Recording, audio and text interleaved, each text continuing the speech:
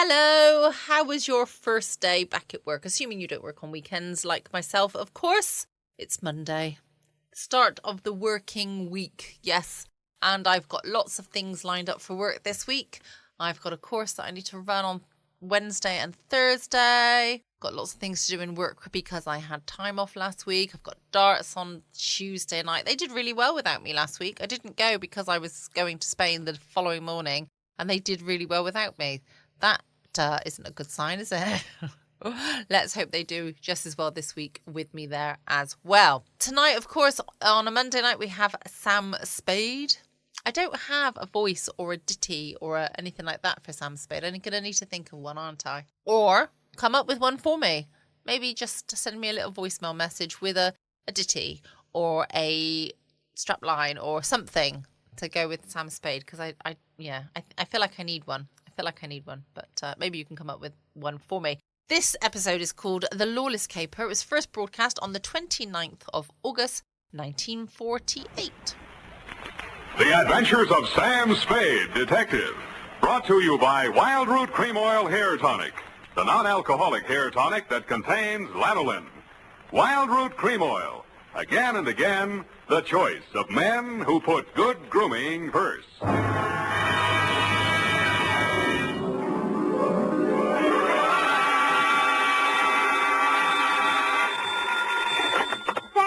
Detective Agency? Hey, it's me, Sammy the Spade. Sam, it's not true, is it? Every word of it. What? That you've been consorting with unsavory characters? Well, she was a savory enough girl, Effie, although a crook. Well, according to the paper, she's practically a murderess. Not to mention that she's dancing the Roomba with you. That's a lie. There's a picture of you. Virginia Vale, gangland glamour girl, caught at the Club Iberia in barefoot Roomba with private eye. It was not a Roomba, it was a bambuco. Oh, Sam, not over the phone. Boom, I can't stop it. Boom, boom, boom, boom. Stay where you are. Boom, boom, boom, boom. I'll be right down to dictate my report on the Lawless capers. Boom, boom.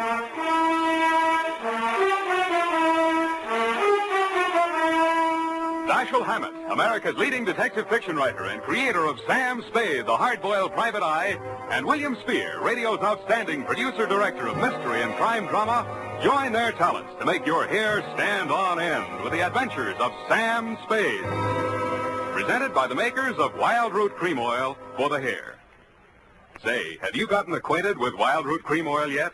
Tell you what, mister, if you haven't, even if you don't use any hair tonic at all, why not ask at your drug or toilet goods counter tonight or tomorrow for the brand new 25-cent Get Acquainted bottle of Wild Root Cream Oil.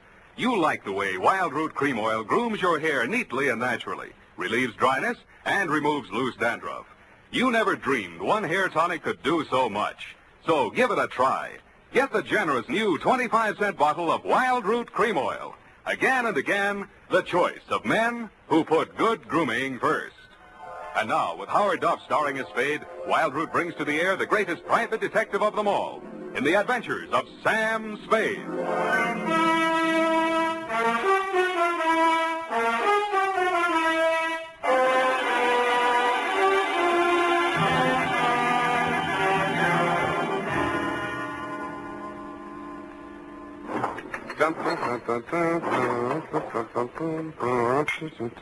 I think I'm getting it, Effie. You even lost your shoes. Ready, sweetheart? Yes, Sam. No questions? No, Sam. That picture in the paper doesn't mean a thing, Effie. There was nothing between Virginia and me. Just wasn't room. Well, that bambuco, you know, that's the way we dance it. Authentic. Sam, I troubled to call my girlfriend, Edna Mae Schwartz, who is an instructor at Arthur Murray's. Mm-hmm. I quote, "The partners exchange graceful nods in the center of the dance floor and then separate. Well, As the senorita provocatively leads the pursuing caballero through a series of gay whirls, turns, and figures." There you see, provocative. But he never catches her, Sam. Well, I had my shoes off. That gave me the advantage. You know best, Sam. Well, that clears that up. Date? August 29th. I will give the date. Fill it in. That still doesn't explain your operating on the wrong side of the law. Down, Effie. This goes to John M. Lawless. A known gangster. What else? From Samuel Spade, license number 137596. Dun, dun, dun, dun, dun. Boom. Well, thank you, Effie. Subject, Joe Morales. Dear Johnny, you hired me yesterday morning, but the real start of it was back in 45. Flashback. San Francisco was just recovering from VJ Day, and crime was practically at a standstill because your number one competitor in the West Coast mobs had just been rubbed out, and you were on trial for same. Nothing about the trial made any sense. The tea time chatter in the better pool rooms was that you were taking the rap for your worst enemy, Joe Morales. What made even less sense, the lawyer defending you was Joe's brother. So I wasn't a bit surprised to receive your check for $25, together with an invitation to be in the third row of the courtroom when the jury returned the verdict. I was. The defendant will please rise. Step forward, please.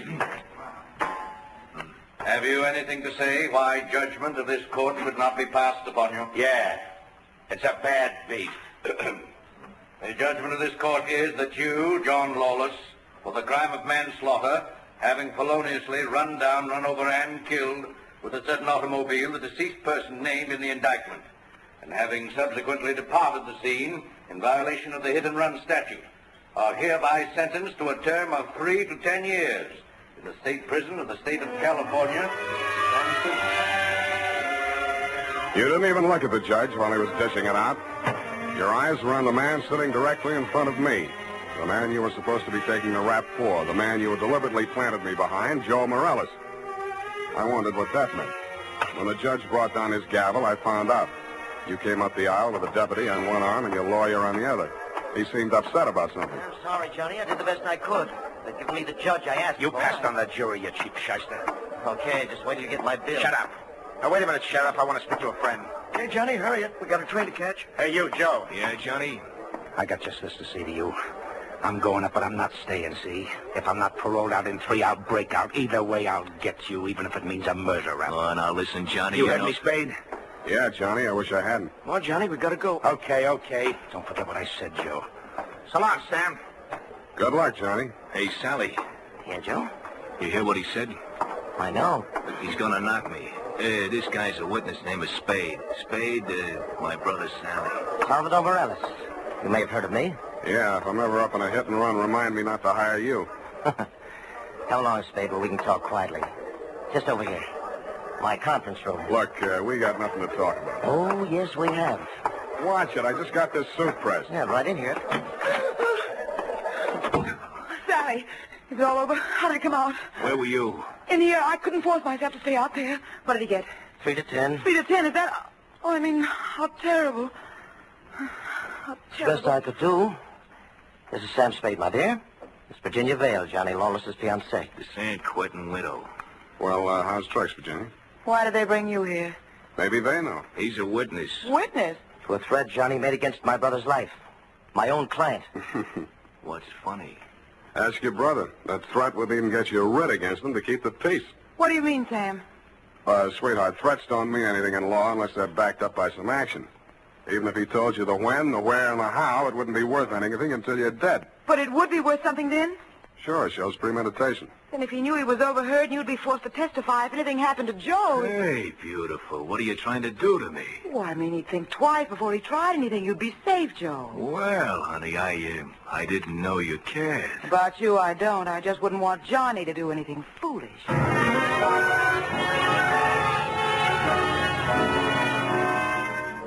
End of flashback. That was 3 years ago. A lot of big news has broken since then, but the only items that interested you in San Quentin were printed on the inside pages of the local press. Item: Virginia Vale, your fiancée, got herself engaged to Joe Morales, your worst enemy.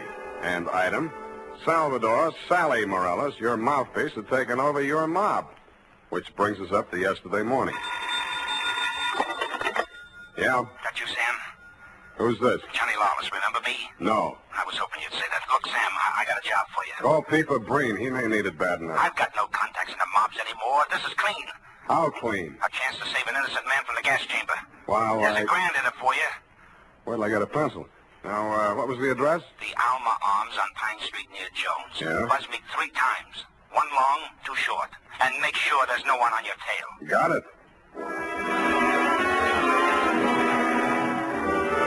I was not tailed.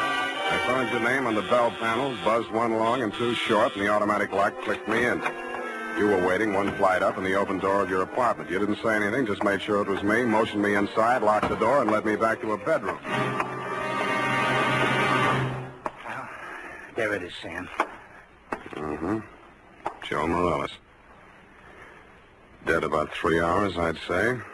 4 slugs, chest, shoulder, and head.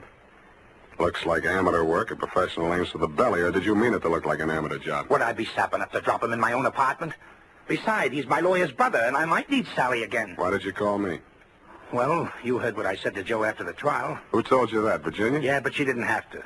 Didn't I ask you to sit there? Oh, that's one thing that worries me. Look, let's go in the other room, huh? I feel like a drink. Well, here's my pitch, Sam. I checked out of San Quentin yesterday morning. I didn't have a mark against me. The warden himself put my case before the parole board. He called me the ideal prisoner. Shall we dance? Okay, Sam, okay, but a man can change a lot in 3 years. So can a woman. Virginia met me at the gate and we drove into the city. We didn't have a thing to say to each other. The way I felt by the time the ride was over, Joe could have her and welcome. I had other plans. Such as? Well, the parole board was getting me a job with a mining firm, a surveyor.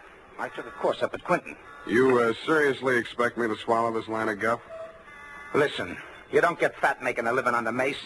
Take half of these guys you hear telling the world what wonders they are at puffing boxes, knocking over joints, and the rest of the lays. Yeah, not half of them make 3 meals a day at it. Then what chance has a guy without a regular racket?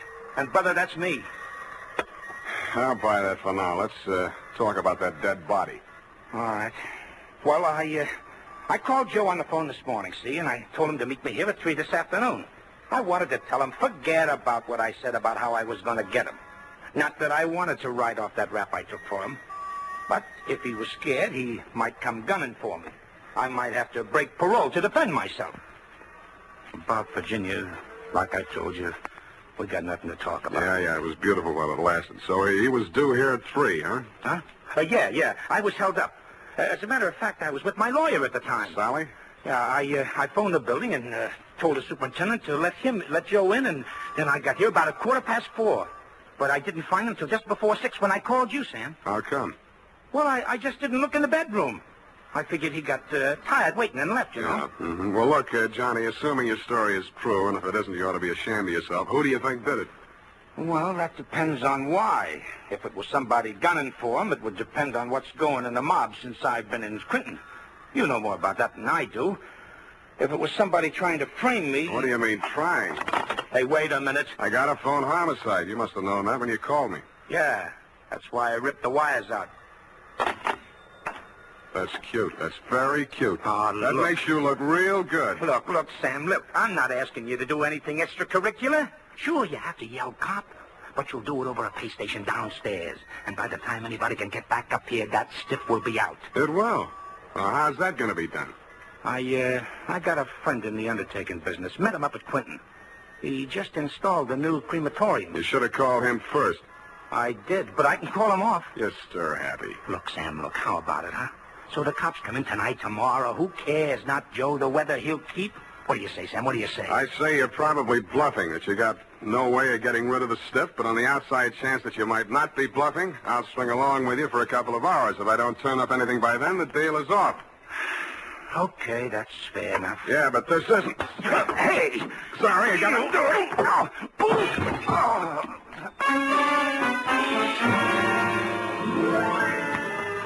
I hated to do it, Johnny. You were out of condition and you weren't expecting it. But I wanted you to look like a hospital case. After you went down and out, I transferred my fee from your wallet to mine, examined your wounds, and decided you were good for 2 hours at St. Agnes Hospital, where I know the head nurse. Incidentally, never mind.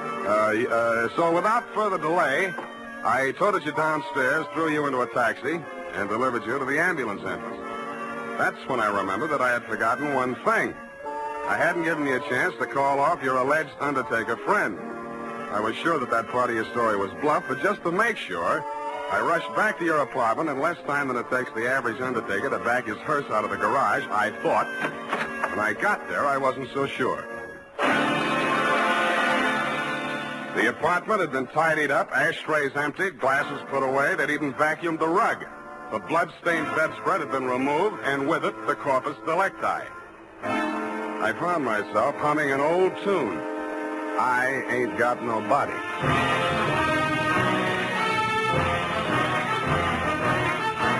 The makers of Wild Root Cream Oil are presenting the weekly Sunday adventure of Dashiell Hammett's famous private detective, Sam Spade.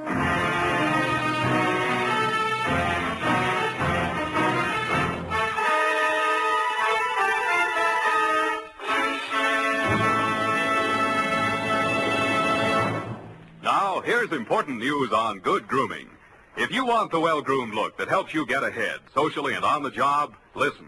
Recently, thousands of people from coast to coast who bought Wild Root Cream Oil for the first time were asked, how does Wild Root Cream Oil compare with the hair tonic you previously used? The results were amazing. Better than 4 out of 5 who replied said they preferred Wild Root Cream Oil. Remember, non-alcoholic Wild Root Cream Oil contains lanolin. It grooms the hair naturally, relieves dryness, and removes loose, ugly dandruff. So if you want your hair to be more attractive than ever before, get the generous new 25-cent size of Wild Root Cream Oil, America's leading hair tonic, on sale at all drug and toilet goods counters.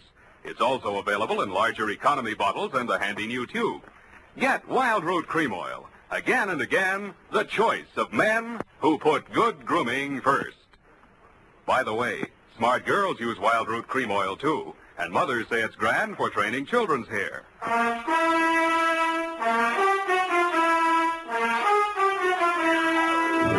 And now, back to the Lawless caper. Tonight's adventure with Sam Spade.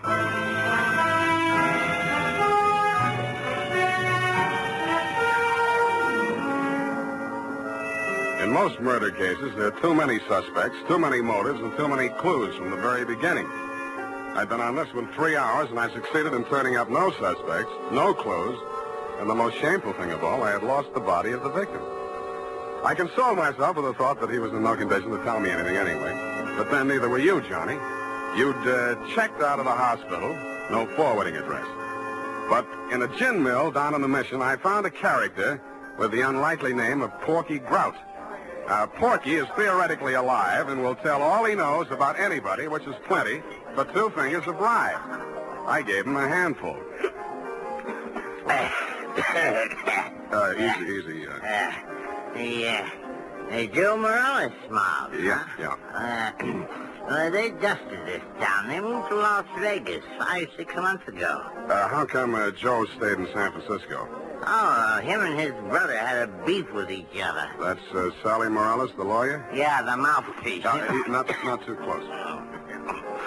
What was it all about? Oh, that dame, Virginia Vale. After she and Joe framed Johnny Lawless on that hit-and-run job, they disagreed on methods of administration. Not so close. No. So she and Sally team up. And Sally uses his business connections to pull off this big combine, you see? Yeah, I heard of it, Las Vegas. How do I get to Sally? My throat's dry. I can't hardly talk. Hey, Riley, put out the bottle. And bring an airwick. Yeah. That's right. Oop, sloppy. Easy, I'll help you. Great, huh? Great stuff. Not too close. Now, when do you want to get to him? Tonight? Right now. Let me see now. The dame don't dance to nothing but rumba music, and she don't drink nothing but imported French champagne. Yeah. Furthermore, she don't go nowhere where she don't get her picture taken. And he don't dare take a drink in a place that pays him protection. Well, this being after hours, there's only approximately one place they could be at. That's the Iberia out on Van Ness. Yeah. Thank you and good night, Porky Grout. If your friends won't tell you, I will. What? Please don't bother to answer.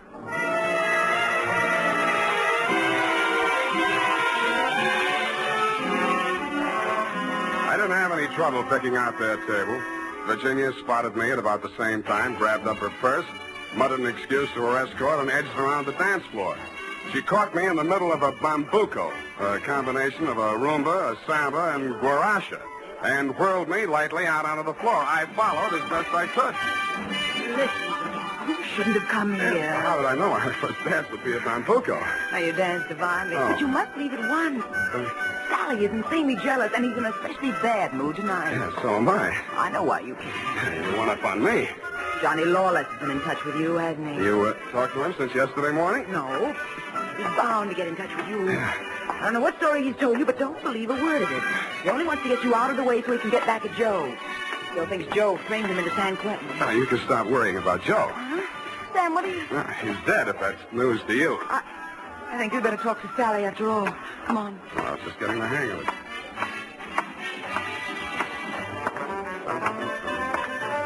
Well, my dear, so you've met another old friend. Hello, Sally. Hello. Sit down, Spade. Thanks. Sally, Huh? Sam says Joe is dead. Joe? Murdered? Yeah. Well, it was bound to happen. I wanted him to get out of town before Johnny Lawless came back. Johnny says he was with you when it happened. Juries don't go for alibis, Spade. Best defense I could give him would be that I defend him despite the fact he's accused of killing my own brother. But look here. As his attorney, I have the right to know what he retained you for. To find out who did kill Joe. That's what he said. Have you found out? Not yet. Any leads? Not many. Now, what's the difficulty? The corpse. Somebody swiped it. You can't mean that. I can, and I do. Well, that doesn't make sense. Unless Johnny arranged it himself. But he couldn't have. No contacts. Of course, he might have disposed of it without help. It's been done, you know. Not tonight. I'm his alibi there. I don't believe it. You're just telling that story to see how we'll react. That's why I'm telling it, but it's not a story. It's the McCoy. Sally, what can it mean? If Johnny didn't do it, then somebody must have done it to frame him. And if they did that, they wouldn't turn around and get rid of the evidence, would they? What?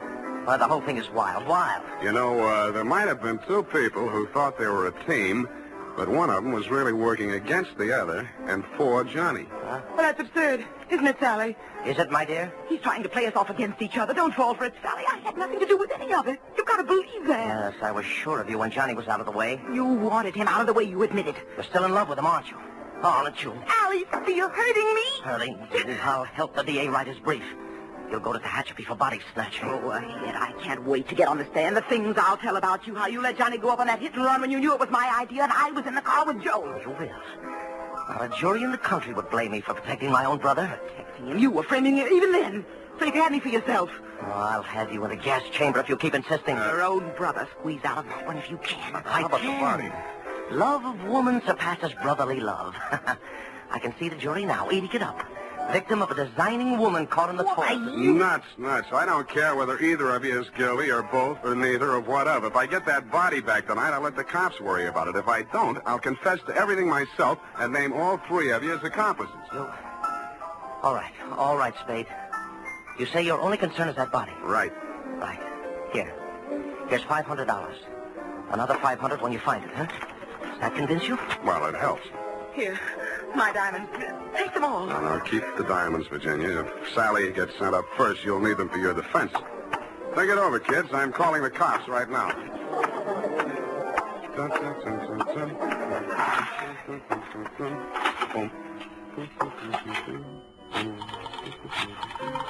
think it's 1 foot back.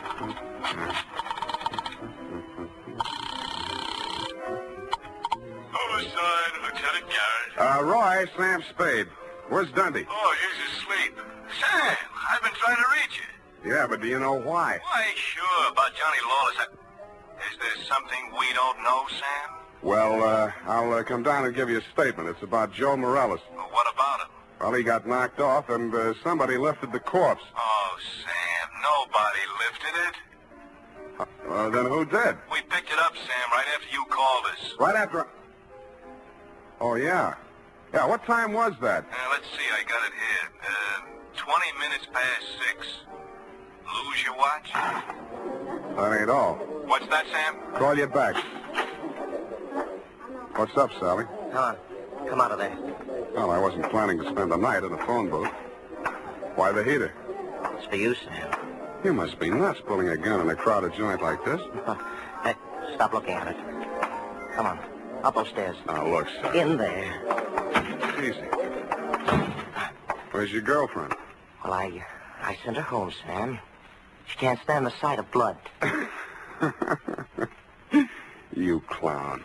Oh. You were pretty funny, too, when you made that phone call. I didn't believe you'd go through with it. What makes you think I'm interested in that old rap? Johnny's already done the time for it. Joe can't talk, and I don't want I to. don't care what you want. It's what I want. That's what counts. Does it? You wanted Virginia? You got it. Oh, not the point. Just doesn't sound good. Salvador Morella's sweetheart going up on a murder rap. Well, you trimmed it down to manslaughter for Johnny Lawless, and she's enough prettier to rate an acquittal, or are we talking about the same killing? You think Virginia killed Joe Morales, don't you? Why? Because she seems so anxious to pin it on Johnny Lawless. Well? Well, nothing. Only I've got a score to settle with Johnny Lawless myself, you see. He left me out in a limb with that body snatch. If I can pin the killing on him, I got a story for the cops. Now, show how smart you are. Shoot me. I fully intend to. Now, look. Hold it, Sally. Hello, Johnny. You can do it yourself, Johnny. I was going to do it for you, but you can I do it don't get it. He's trying to pin that murder on you, Johnny. Like you pin that old hit and run on me? But it's not the same, Johnny. Joe's killing is worth life if you're lucky. I never had much luck. Let him have it, Johnny. What have you got to lose? Well, you want me to... No. Step back, Sally. Okay. He dead? Yeah. You planned it different, didn't you, Johnny? Yeah, but I might as well get two for the price of one. Yeah, I planned it different, but I don't seem to care anymore. Well, then you won't need that. Huh? Sorry, Johnny. By the way, I'd like to thank you for keeping me in the clear. How come? That phone call you made the homicide using my name. Without that, I might be going up with you. How'd you figure it? Nobody but you had anything to gain by making that body seem to disappear. You knew I wouldn't check with the police till I'd made a try at locating it on my own. You knew I'd use the disappearance as a handle to shake what I could out of Sally and Virginia. You knew they'd suspect each other because I had you alibied at the time of the body snatch, and that would start them screaming accusations at each other. Did they say enough to send them up? Yeah, I don't know how much will stick, but enough. They both admit Joe did that hit-and-run job I was sent up for? He and Virginia together. So she was with him. 3 years ago, I wouldn't have wanted to know that. Now it sounds good.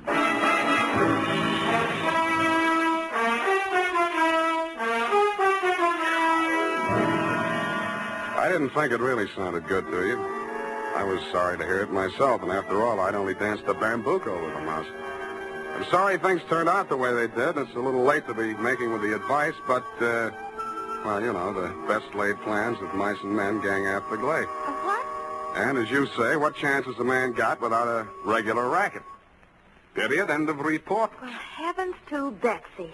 Oh. How can you be so sympathetic with a girl who did all those terrible things? Oh, I know, F, I know. It's a silly dance, but she looked cute while she was doing it. I don't mean the dance. You mean the best laid plans? What does that mean, Sam? That gang after glay? I'll give you a hint, sweetheart. It's something you never need worry about. No.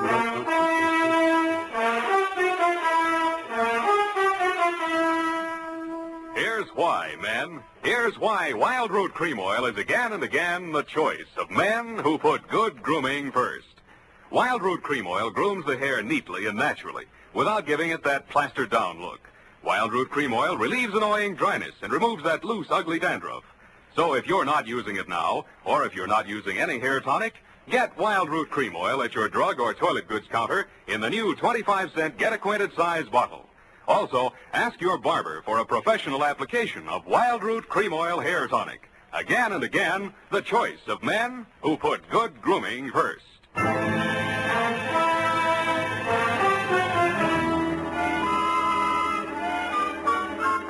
here it is, Sam. My, terribly confusing. I sensed that somehow. Who was that hit-and-run victim? Well, they named that dance after him, George L. Bambuco. I don't believe it. Sam, what does it mean? What does it mean? You know. Gang after glay? Snafu. Oh, why didn't you say so? Darling, yes. Good night, Sam. Good night, sweetheart.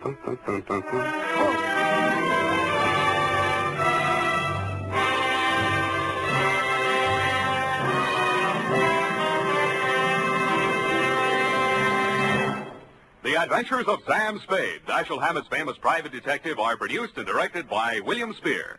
Sam Spade is played by Howard Duff. Lorene Tuttle is Effie. The Adventures of Sam Spade are written for radio by Bob Tallman and Gil Dow. Musical direction is by Lud Gluskin with score composed by Renee Garrigang. Join us again next Sunday when author Dashiell Hammett and producer William Spear join forces for another adventure with Sam Spade. Brought to you by Wild Root Cream Oil. Again and again, the choice of men who put good grooming first. This is Dick Joy reminding you to get Wild Root Cream Oil, Charlie. It keeps your hair in trim.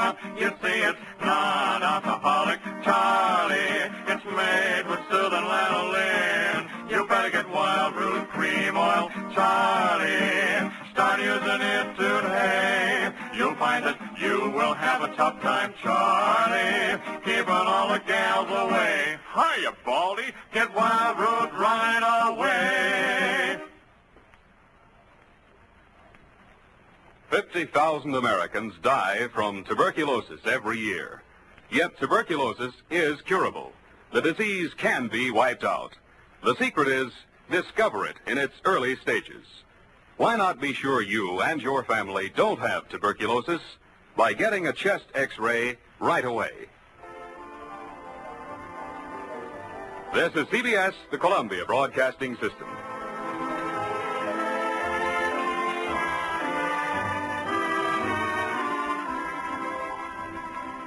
Welcome back. I hope you enjoyed the latest episode of Sam Spade. I will be back again tomorrow night from 6 p.m. GMT with some more great stories for you. Don't forget you can check out my podcast page at patreon.com/Foxy Geek Girl. Can't wait to catch up with you all tomorrow night. Same time, same place. In the meantime, you know it. Stay safe. Always be kind. Love you all.